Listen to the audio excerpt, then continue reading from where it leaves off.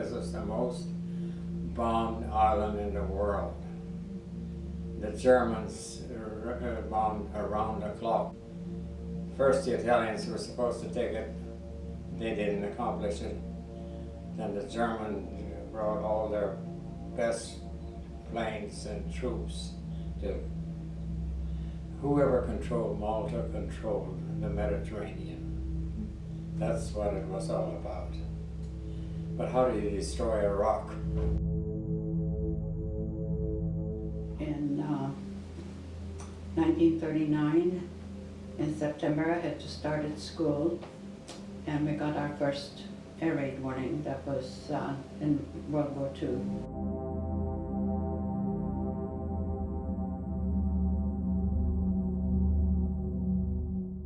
At one point in the war, it was in probably 1940 sometime, when we started getting more air raids. I remember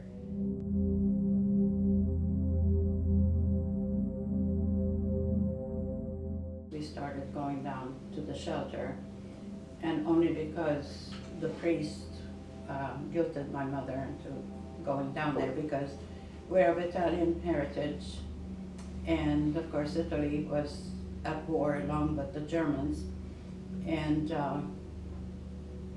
my mother went through a really bad time because people used to do the swastika on our door, and when the bread truck would come down, she wasn't allowed to go outside because the people were so ugly to her. So it was a rough time for her.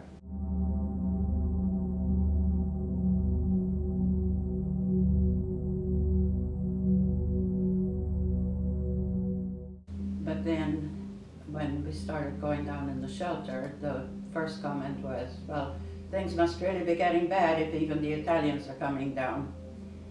But we kept on going, and we had a maid at that time, and she would go down to the shelter and make our beds. And then at 6 o'clock, it was just always the same. We would go down and we would go to bed, or at least lie on the bed.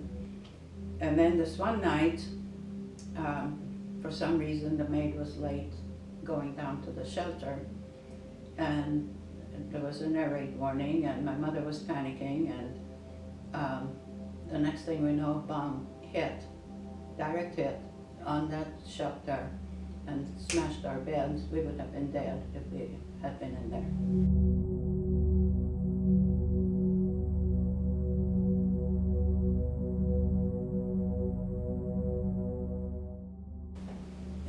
This one incident was the bomb hit again on the shelter, and it literally blew us out of the shelter.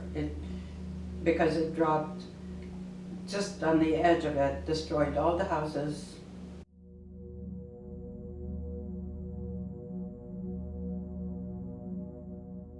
And they were all destroyed, except ours. It still stood. There were 3 houses that were left standing on our side of the road, and doors and windows were gone, but the house was still standing.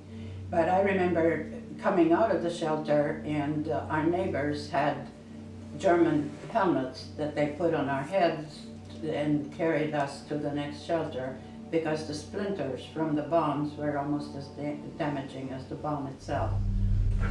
Well, the siege lasted about 6 months, and then after that, the USS Ohio, came through the harbor, and so the siege was over, and we were able to go to kind of sort of normal lives.